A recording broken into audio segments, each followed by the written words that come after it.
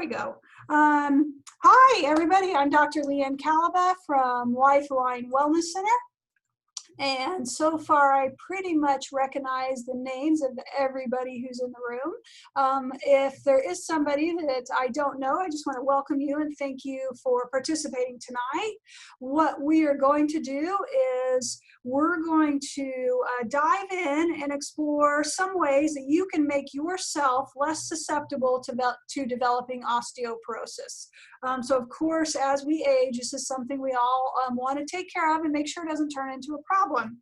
So before I dive into the how-tos, I want to just share some valuable information and some statistics that you might want to take note of in case you want to share this information with anyone else. So like I said, welcome. We're going to start by talking about bone, which is a living tissue that constantly undergoes the addition of new bone cells and the removal of old bone cells. So new bone is added faster than old bone up until about your late 20s. So essentially, this is how we grow, right? Peak bone mass is a term used to describe how large and strong our bones can get. So reaching peak bone mass typically occurs between the ages of 25 and 30. And then once you hit that point, then we have greater bone resorption or breakdown, then we have bone formation. Now, osteoporosis is a common problem that affects an estimated 1 in 10 women worldwide by the age of 60. By the time a female reaches the age of 80, there's actually a 2 in 5 chance of developing osteoporosis. So for most people, sometime during the 30s, like I just said, their bone mass will start to gradually decline because bone breakdown is slightly more than bone buildup. Now, for women, bone loss can significantly speed up during the first decade of menopause. So statistics suggest that worldwide, 1 in 3 women and 1 in 5 men over the age of 50 will experience osteoporosis-related bone fractures. So in 2000, there were 9 million osteoporotic fractures, and that included 1.6 million hip fractures. And 25% of those occurred in men and 75% of those occurred in women. So this can lead to a significant decline in health and quality of life. And if you didn't know this, hip fractures are particularly devastating. And the older a person is, if they have a hip fracture, there's actually a chance that about 20% that they'll actually pass away in the first year after having that hip fracture. So as you can see, with that kind of statistic, it's really important to do everything you can to prevent that hip fracture from happening to start with. So unfortunately, in our society and culture, drugs are typically the first line recommended by conventional medical doctors. And the reason this is so tragic is because these drugs actually do more harm than good. And this might be something that's completely new to you, and I'm going to explain how this works. So the one of the common drugs is oral bisphosphonate, such as Actonol or Actonel, Boniva, or Fosamax. And they're actually associated with a 2-fold increase of esophageal cancer. And research shows that over time, these kinds of drugs actually worsen your condition because basically what you're doing is you're fooling your body into producing denser but lower quality and thus weaker bones. So this might sound a little bit like an oxymoron, but I want you to understand how this works. So healthy bones maintain their strength from their internal matrix. And this matrix is formed by a continual process of bone buildup and bone breakdown. So there are cells that break down the bone, and that's what they're supposed to do. It's their job. They're called osteoclasts. Osteoclasts with the C break down old brittle bone. And then there are cells that help rebuild bone, and that's their job. And so cells that rebuild bone are actually called osteoblasts with a B as in boy. So healthy bone undergoes this continuous dynamic process of removal of the brittle, unhealthy part of the bone and replacement or rebuilding with new, healthy, strong bone. So this is how that internal matrix is supposed to stay strong. Essentially, you take out the old crumbling infrastructure and you replace it with new building materials. Now, in osteoporosis, the net rate of bone breakdown exceeds the rate of bone formation, so that results in a decrease in overall bone mass. Now, when you're using those classic osteoporosis prescription medications, what happens is that they don't actually build new bone. How they work is that the drugs stop the breakdown of the brittle bone. So it stops the body from removing the old brittle bone, and it leaves that old brittle bone in there. So it makes it appear, especially on your bone density scans, that you actually have an increase in bone density, but the quality of that bone is really poor. So the osteoclasts stop the normal bone repair process based on because of these medications. So like I said, the end result is increased bone density, but with lower quality bone. So the denser bone is actually not stronger. This is a really important piece for you to recognize. So eventually, your bones become weak and more prone to fracture. So in women who have been taking these bisphosphonate type drugs for 5 or more years, their bones have literally lost the ability to regenerate, and you're faced with more brittle bones and the possibility of fractures. So other drugs in general can also just increase, trigger, or worsen bone loss. And these medications are glucocorticoids, long-term steroid use, valproic acid, proton pump inhibitors. So people who are taking antacids, those can actually cause you to lose bone. Anti-epileptic medications and chemotherapy agents. So it's not like I'm saying there's no place for some of those medications, because absolutely there is, but they do have side effects, and I want you to know what those are. So there's also a chemical that's been recently removed from hand sanitizer. It's called triclosan, and that has also been shown to increase the risk of osteoporosis.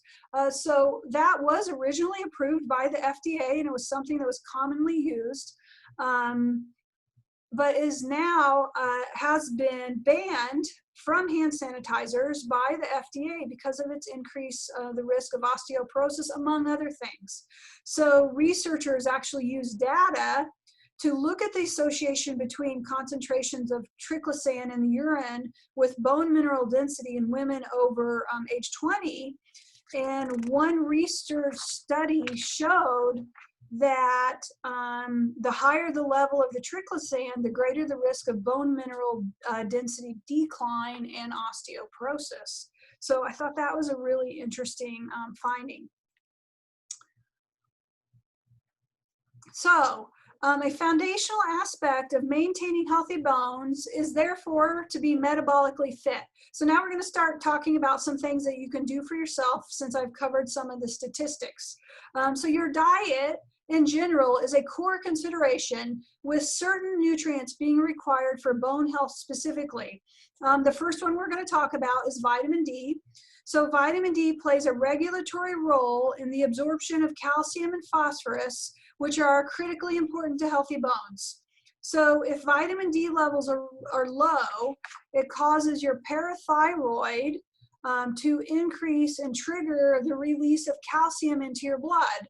That's part of what the parathyroid's job is. And if there's not enough vitamin D in the blood, then the parathyroid will cause the bones to release calcium. So if your bones are continually releasing calcium over time, as you can imagine, it weakens the bones and leads to osteoporosis. So also, poor bone remodeling can happen when there are low levels of vitamin D in your system. So vitamin D is the first mineral or first vitamin that you want to make sure is part of your diet or supplementation.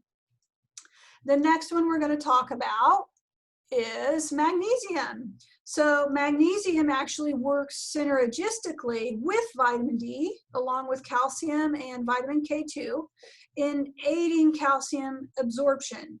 So low levels of blood magnesium correlate with low bone density. And several studies have supported the use of oral magnesium supplementation to increase bone density. And even a moderate magnesium deficiency has been documented to cause bone loss. So magnesium in the form of magnesium glycinate or magnesium orotate would probably be your best bets. For bone health, I would stay away from magnesium citrate. That's actually used more for constipation. Magnesium deficiency may also impair the production of the parathyroid hormones, and I talked about just a second ago. So at a minimum, we want to supplement with 250 to 400 milligrams of magnesium a day just to support our basic level of bone health.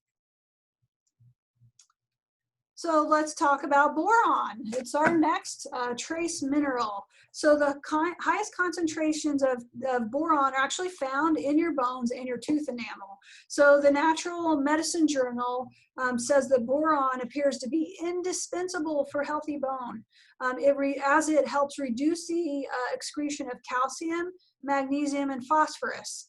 So calcium and magnesium and phosphorus are three very important minerals we need to build bone.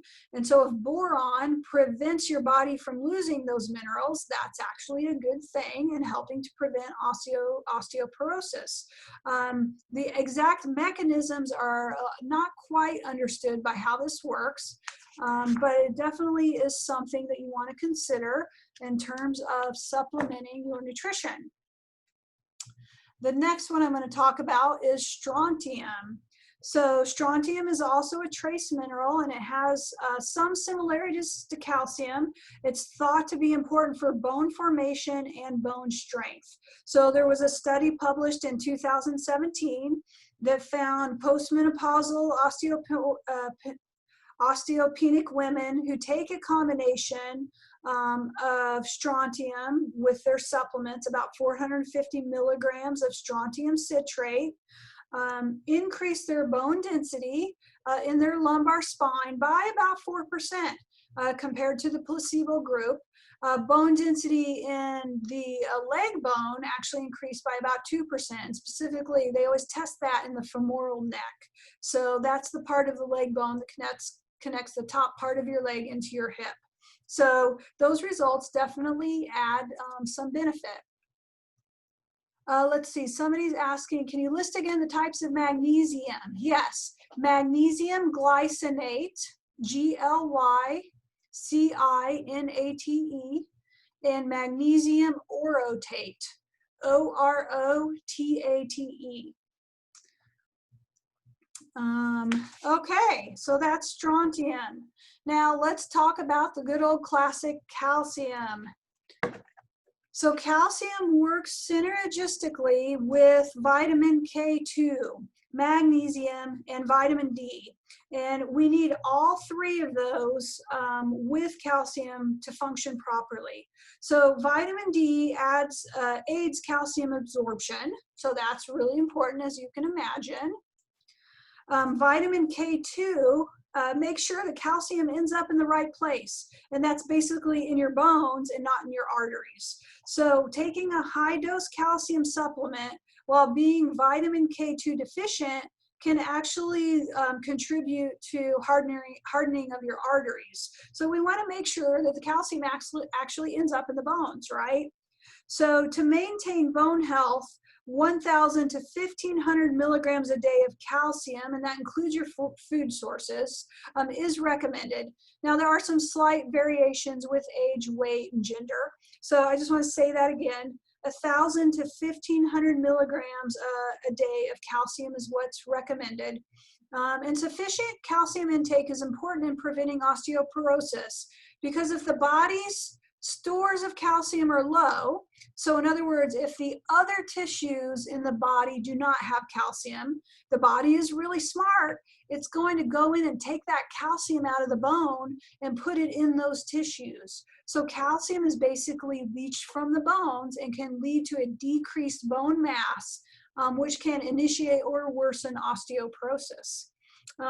One great source here I'm going to mention for this type of calcium is a raw grass-fed yogurt. If you're doing dairy yogurt, that's an excellent calcium source. We're going to actually talk about yogurt here in a second for other reasons as well. And research has shown that it actually can lower your bone loss. So we'll go deeper into that in a few moments. So let's talk about next with vitamin K1. Vitamin K1 is known as phylloquinone. It's found in plants and green vegetables. And aside from playing a crucial role in blood clotting, which it does, it's necessary for your blood to clot, research also shows that it's important for bone health. So there's a protein that's produced by your body in the building up of your bone cells. And vitamin K1 is utilized within that process. So it's actually an integral part of the bone forming process. So a paper that was published in 2017 in the journal called Metabolism seems to promote, K1 seems to promote the transition of those osteoblasts with a B, like I said, and promotes the process of building your bone. So one thing I do want to note here in general is that vitamin K, like I said, it's essential for blood clotting. So if anybody's on blood thinners, you actually have to be careful about adding vitamin K, because vitamin K clots the blood, and you're on blood thinners because you don't want those blood clots to happen. And so you always need to discuss that with your doctor or primary care physician before adding vitamin K1 or 2 to your nutrition. But I just want to make sure everybody knows that. So let's talk about vitamin K2. Vitamin K2 is highly beneficial as it ensures the calcium is deposited into your bones and teeth where it belongs and not in your arteries. So there have been about 7 or 8 studies assessing the ability of vitamin K2 to actually prevent fractures. And when we assess the difference in fracture rates, there's a significantly reduced rate at all fracture sites, especially hip fractures, when vitamin K2 is taken in either inadequate doses or produced by the body. So vitamin K2 doesn't quite get the attention it deserves. And it's highly likely that you're not getting enough in your diet. Vitamin K2 is fat soluble, so that means the body stores very little of it and it's rapidly depleted without regular dietary intake. So vitamin K2 is needed because it activates, again, those proteins that are found in your bone and help build up of the bone. So without vitamin K2, this and other vitamin K2 dependent proteins remain inactivated and they simply can't perform their biological functions. So vitamin K2 is only found in fermented foods because it's actually produced by bacteria. So we do get some vitamin K2 produced in the bacteria in our gut, but it's probably insufficient to meet the vitamin K2 we need to prevent osteoporosis. So supplementing with vitamin K2 or eating lots of fermented foods. And I'm going to talk about yogurt more specifically, but other fermented foods include sauerkraut, kimchi, other fermented vegetables. I really like a brand I found at Whole Foods Natural grocers, I'm sure Sprouts carries it too. It's called Farmhouse Culture. And they make the best raw sauerkraut I've ever had. But they also do other vegetables. They have things like carrots and jalapenos. They have the kimchi as well. There's also fermented beet juice is really fantastic. So all of those fermented foods will help boost up your vitamin K too. All right, let's talk about yogurt. So yogurt was probably one of the first ever processed foods, if you will, as it was, created kind of as a happy accident somewhere in Central Asia as early as 4,500 years before the Common Era. So yogurt's been around a really long time. So as a cultured milk product, we've known that it helps balance your intestinal bacteria for digestive health. But new research reveals that it has advantages for your bones as well. So one study tracked more than 4,300 adults, taking several factors into consideration, and they found that those who ate yogurt daily compared to those who didn't eat it at all actually had a 3 to a 4% increase in bone density, and that's statistically significant, and all they're doing is eating healthy yogurt. So I want to stress that fact. It's really important that the yogurt you're eating is healthy. There's a lot of yogurt on the shelf that is terrible for you. So basically, when we learn the secret of bacteria fermented milk or yogurt, it's the American culture and marketing system was bent on diversifying the product to mix it with fruit and honey and sugar just to make it taste better and make it more appealing to people. And you'll learn that yogurt is actually not healthy for you or your bones when it's got all that stuff added to it. So there are yogurt brands out there that have 22 or more grams of sugar per serving. And sometimes those little cups of yogurt aren't even a single serving. Sometimes they're 2 servings. So that's more than what you'd find in a Twinkie. So I want you to read the labels on your yogurt. I want to make sure, I would prefer you do absolutely organic yogurt, raw if at all possible. I prefer the goat yogurt over the cow dairy. And I would even prefer a really great yogurt that I've found called Cocoa Yo. And so it's actually coconut water, fermented coconut water. That's a better choice, especially for somebody who's also trying to avoid dairy. So Eileen, I'll answer your question at the end. What I want you to look out for when you're looking for your yogurt, I want you to avoid thickeners and stabilizers like carrageenan, guar gum, and pectin. I want you to avoid artificial sweeteners. Yeah, believe it or not, sucralose, aspartame, and saccharin, things like that can still be in there. And even high fructose corn syrup or rice syrup, those sort of things. So they actually, in the end, contribute to weight gain and are harmful for your bones because they add more pressure on your bones and joints. So that's what I have to say about yogurt. If you can find a healthy yogurt like I have, I love it, and I eat some every single day. So while diet certainly plays an important role, one of the other things that's really essential in terms of avoiding osteoporosis is weight-bearing exercise. It's one of the most effective remedies against osteoporosis. And so I want you to understand why this is. And you've probably heard me say this at least once tonight, and around the office I say it a lot. The body is really smart. Okay, and so when you're doing weight-bearing exercises, the body is aware that bones need to be stronger in order to do those weight-bearing exercises. So as a result, what does the body do? It lays down more of that internal bone matrix. So that's why weight-bearing exercise is so important to build strong bones. So one of the examples I want to start with is a walking lunge or a forward lunge. It's a great exercise for building bone density in your hips even without adding any additional weights. It is absolutely an extraordinary exercise. It doesn't cost anything to do.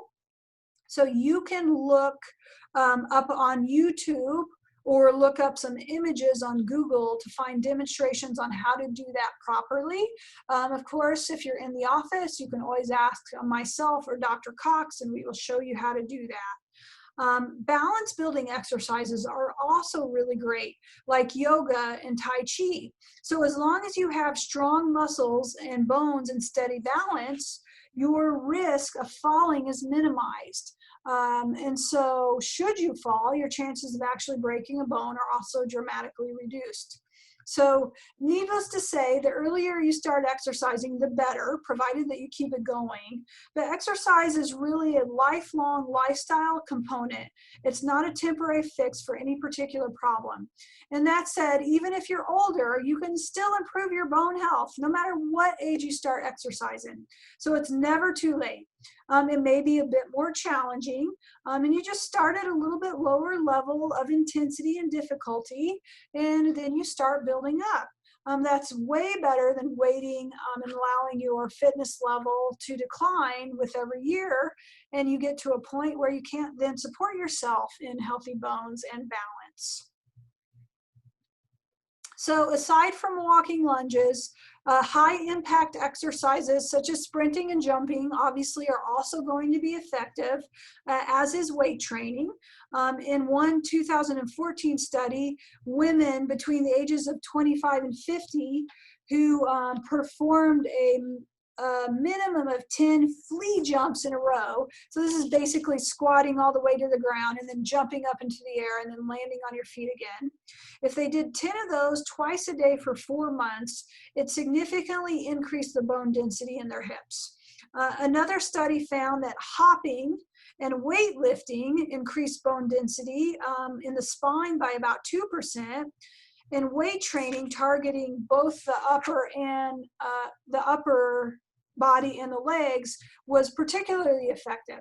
So keep in mind that you're not restricted to any particular type of exercise, and some of those things that I just mentioned might be too intense for you, but you don't have to use the gym equipment, you don't have to use the free weights. Other examples of high impact weight bearing exercises recommended by the National Osteoporosis Foundation include things as simple as dancing, high impact aerobics, hiking, jumping rope, climbing stairs, and even playing tennis. Now, even if those are a little bit too high impact for you, you can try some lower impact weight bearing exercises, which are a safer alternative but are better than doing nothing. So those include low impact aerobics, maybe a stair step machine, and then just faster paced walking. So it's not all about high intensity either. So you don't have to, go all out and be in a total sweat and have your muscles totally fatigued at the end. One doctor who specializes in rehabilitative medicine has spent years investigating yoga and bone health, for example, and trying to determine if gentle exercise is effective and less dangerous than the bone loss drugs. Yoga puts more pressure on the bones than gravity does, and by opposing one group of muscles against another, it actually stimulates the body to create additional bone matrix. So even something as gentle as opposing muscles while you're performing yoga can help build your bone density.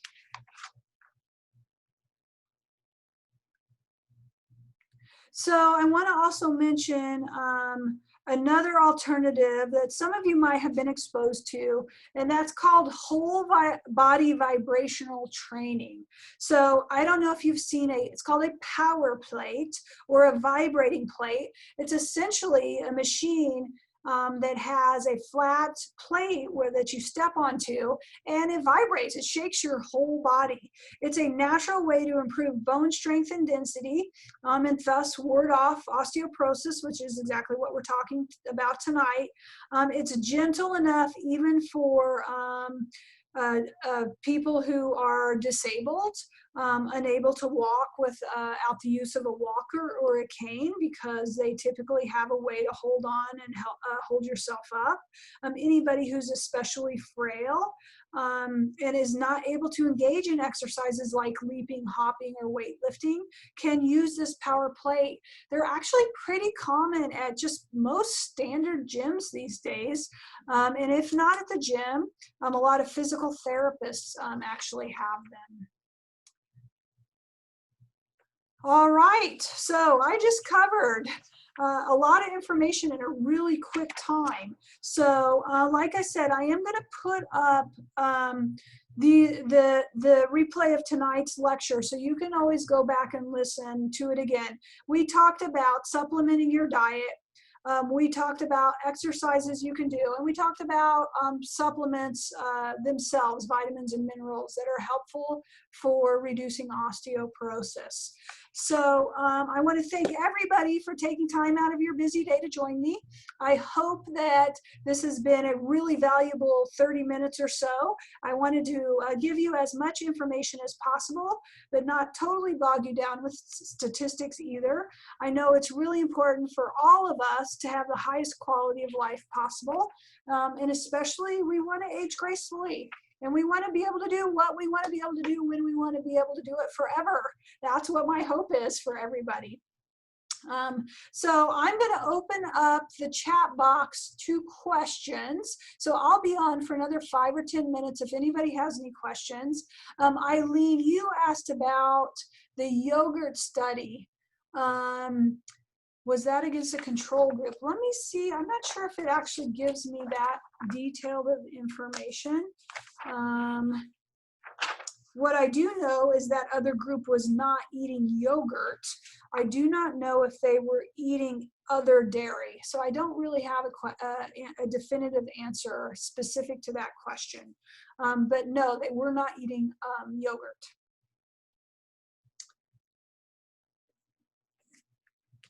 Okay, does anybody else have any questions? You can, again, type it into the chat box. If you don't see the chat box, it's usually under the menu, the 3 little dots that say more.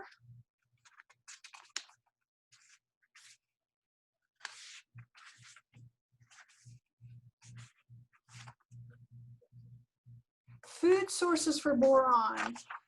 I don't think I have that in my presentation.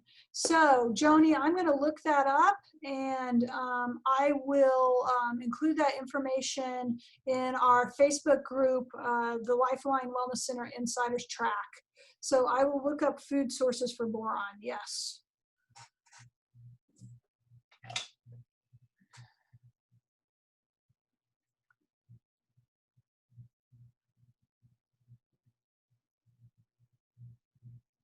Any other questions?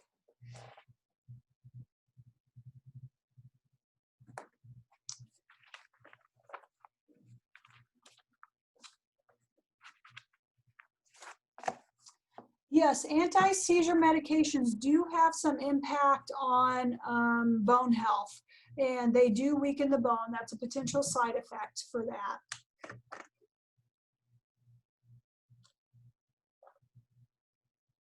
So, Jamie, to answer your question, unfortunately, there is not a specific supplement that has all of those in it. What we recommend in the office is the Standard Process Daily Bone Health, which has a large portion of those supplements in the relative ratio that they need to be the most effective. And we've gotten great results with that. And then if there's something specifically outside of those, we can add, for example, strontium or boron if we need to. I generally recommend people start with just the kit. Joni, I don't know about all anti-seizure meds because I'm not familiar with all of them. In general, that class of medications, yes.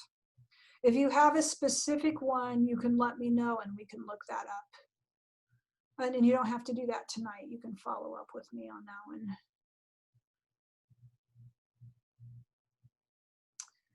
Okay, I will look into Kepra.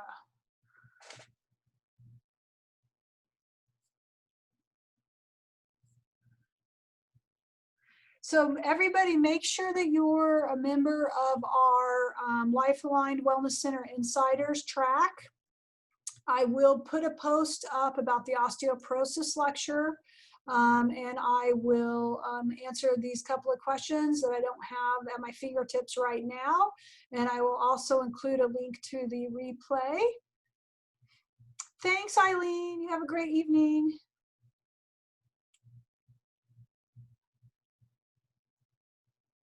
Okay. Good night, Joni. Anybody else have any questions?